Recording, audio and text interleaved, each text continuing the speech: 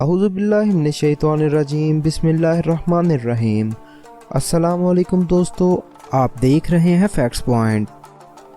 दोस्तों, जब भी आप किसी शहर या किसी हाउसिंग सोसाइटी का विज़िट करते हैं तो अमूमन शहर के बाहर या उस हाउसिंग सोसाइटी के अंदर कंस्ट्रक्शन का काम जारी होता है, जिसमें आपको मुख्तलिफ क्रेन्स और दूसरी मशीनरी भी देखने को मिलती है, जिसे देखने के बाद अक्सर लोगों के दिमाग में काफ़ी सवालात भी उठते हैं। और अगर आप किसी यूरोपियन कंट्री में रहते हैं तो वहाँ की कंस्ट्रक्शन कंपनीज को मुख्तलिफ लॉज को फॉलो करना पड़ता है, जिसे देख के अक्सर लोगों को उन लॉज की समझ नहीं आती और वो ऐसे ही पास से गुजर जाते हैं। इसीलिए दोस्तों, आज हम बात करने जा रहे हैं टॉप 10 कंस्ट्रक्शन सीक्रेट्स के बारे में। तो चलिए वीडियो को शुरू करते हैं।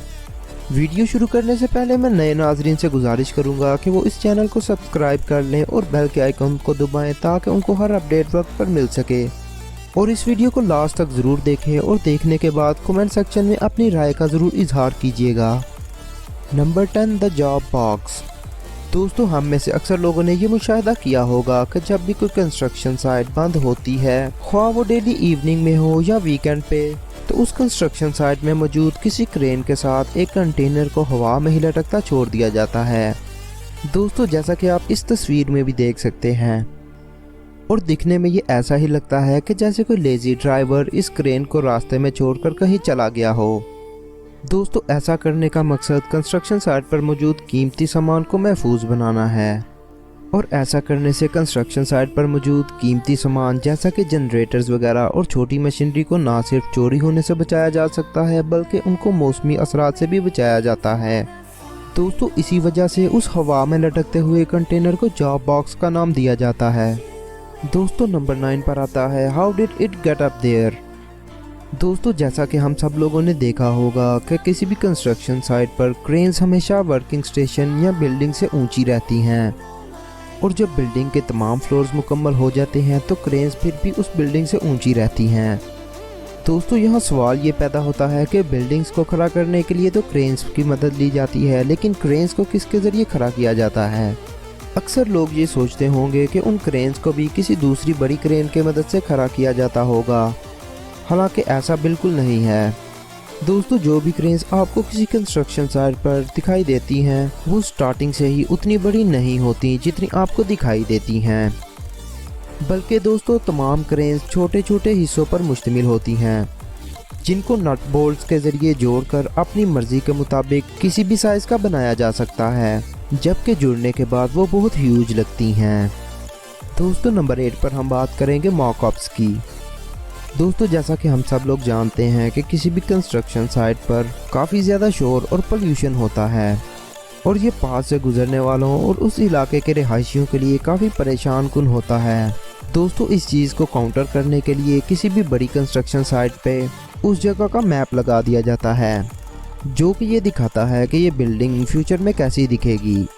दोस्तों, ऐसा करने से वहाँ के रिहायशी कुछ हद तक कम्फर्ट महसूस करते हैं कि नियर फ्यूचर में उनके इर्द गिर्द का माहौल अच्छा होने वाला है। दोस्तों, उन 3D नक्शों को मॉकअप्स कहते हैं। दोस्तों, नंबर 7 पर हम बात करेंगे द एल्स विस्पर की। दोस्तों, आइसलैंड एक छोटा सा मुल्क है जो कि नेचुरल ब्यूटी से भरा हुआ है, जिसमें छोटी छोटी पहाड़ियाँ, काफ़ी दरिया और वाटरफॉल्स हैं। दोस्तों, आइसलैंड के लोगों का ये मानना है कि उन पहाड़ियों में एक मखलूक आबाद है जो कि इंसानों को नज़र नहीं आती, और उन लोगों का ये मानना है कि उस मखलूक के अपने चर्चेस और अपने घर हैं जो कि उन्हीं पहाड़ियों में वाक़या हैं, लेकिन ये सब चीज़ें उनकी वर्चुअल थिंकिंग है। दोस्तों, आइसलैंड में तब तक कोई भी कंस्ट्रक्शन नहीं हो सकती जब तक कि वहाँ के लोग इस बात को इंश्योर ना कर लें कि यहाँ कोई भी एल्स नहीं रहता। दोस्तों, उन लोगों की इसी बेवकूफ़ाना हरकत की वजह से हुकूमत को आए दिन कुछ रोड्स डाइवर्ट करने पड़ते हैं, और काफ़ी कंस्ट्रक्शन साइट्स पर मौजूद बड़े बड़े पत्थरों को उठाकर दूसरी जगह रखना पड़ता है, जो कि वाकई पागलपन है। दोस्तों, नंबर 6 पे आता है हार्ड हैट्स। दोस्तों, जैसा कि हम सब लोगों ने देखा होगा कि किसी भी कंस्ट्रक्शन साइट पर मौजूद तमाम वर्कर्स ने हैट्स पहनी होती हैं। दोस्तों, बेसिकली ये हैट्स हर वर्कर की सेफ्टी के लिए पहनी जाती हैं, और ये किसी भी कंस्ट्रक्शन कंपनी की एक लीगल रिक्वायरमेंट को भी पूरा करती हैं। लेकिन दोस्तों, इन हेयर्स में डिफरेंट कलर्स आते हैं, जो कि कंस्ट्रक्शन साइट पर मौजूद डिफरेंट डिपार्टमेंट्स को रिप्रेजेंट करते हैं, ताकि सुपरवाइज़र जो कि एक हाइट पर बैठा होता है उसे दूर से देखकर ये पता चल जाए कि ये वर्कर किस डिपार्टमेंट से ताल्लुक़ रखता है। दोस्तों नंबर 5 पर आता है अमेरल। दोस्तों मुख्तलिफ कंट्रीज़ में ये बात ज़रूरी है कि कंस्ट्रक्शन साइट को किसी बुजुर्ग की ज़ेरे निगरानी रखा जाए।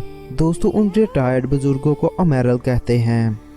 दोस्तों साल 2015 में रिकॉन्स ने 11,000 यूरोस का बजट पास किया, जिसका मकसद इन अमेरल्स को पे करना था। और दोस्तों इन अमेरल्स का काम कंस्ट्रक्शन साइट पर खड़े होकर मजदूरों को मशवरे देना और उनसे तंज़ो मज़ाक करना था। इसके अलावा इन अमेरल्स का काम कंस्ट्रक्शन साइट पर आने वाले सामान की हिफाजत करना था। दोस्तों ऐसा करने से वहाँ सिक्योरिटी गार्ड की ज़रूरत भी ख़त्म हो जाती है और वर्कर्स को अच्छे मशवरे भी मिल जाते हैं और उनकी बोरियत भी ख़त्म हो जाती है। दोस्तों नंबर 4 पर आता है द केन लॉर्ड।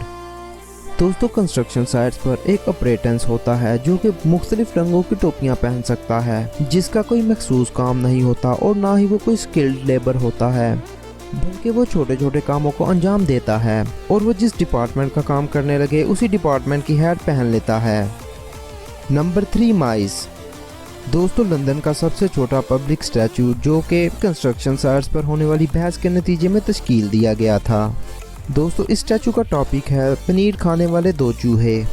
दोस्तों ये 1862 के एक वाक़ये की याद दिलाता है जब कंस्ट्रक्शन साइट्स पर काम करने वाले 2 वर्कर्स के दरमियान खाने पर बहस हुई। दोस्तों ये दोनों वर्कर्स हाइट पर मौजूद थे और एक वर्कर ने अपने पास एक खाने के छोटे पीस को देखा और उसे लगा कि दूसरे वर्कर ने ब्रेक के दौरान उसका सैंडविच खाया है। दोस्तों इसी मौजू पर बहस करते करते वो दोनों ऊंचाई से गिर पड़े, जिसकी वजह से उन दोनों की डेथ हो गई। लेकिन दोस्तों बाद में एक इन्वेस्टिगेशन में सामने आया कि वो खाने का पीस चूहों ने खाया था और कुछ हिस्सा बचाकर वहीं छोड़ गए थे। दोस्तों इस स्टैचू का मकसद वर्कर्स को ये बताना है कि वो काम के दौरान बहस ना करें। दोस्तों नंबर 2 पर आता है स्टीलिंग स्पेस। दोस्तों बहुत से लोगों का ये ख्याल होता है कि अगर वो अपनी रद्दी की टोकरी को कंस्ट्रक्शन साइट के डैम्पस्टर में फेंक दें तो इससे कोई नुकसान नहीं होता, हालांकि ऐसा बिल्कुल भी नहीं है। दोस्तों मुख्तलिफ ममालिक के लॉज के मुताबिक अगर कंस्ट्रक्शन साइट के डैम्पस्टर में कंस्ट्रक्शन ट्रैश के अलावा कोई चीज़ मिले तो ठेकेदार को भारी जुर्माना अदा करना पड़ता है।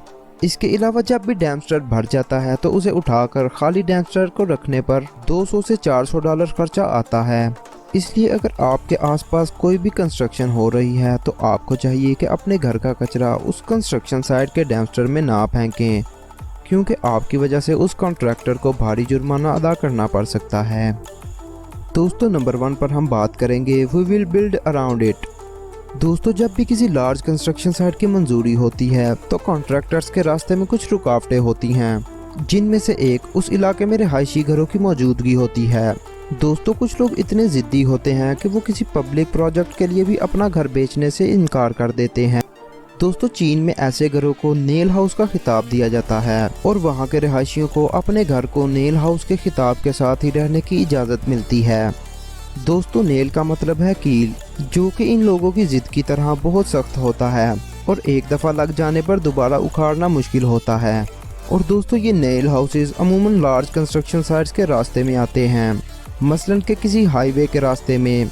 दोस्तों इसके नतीजे में उन कॉन्ट्रैक्टर्स को इन घरों के इर्द गिर्द ही मंसूबे को मुकम्मल करना पड़ता है या उन्हें नक्शा तब्दील करना पड़ता है, जिस पर काफ़ी लागत आती है। इसलिए दोस्तों उन ज़िद्दी लोगों को चाहिए कि वो पब्लिक प्रोजेक्ट्स के लिए अपनी ईगो को ख़त्म करें। दोस्तों उम्मीद है आपको ये वीडियो अच्छी लगी होगी। अगर आपको ये वीडियो अच्छी लगी है तो इसे लाइक एंड शेयर करें, इस चैनल को सब्सक्राइब करें और बेल के आइकन को दबाएं ताकि आपको हर अपडेट वक्त पर मिल सके। दोस्तों मुझे दीजिए इजाज़त, अपना बहुत सारा ख्याल रखिए। अल्लाह निगहबान।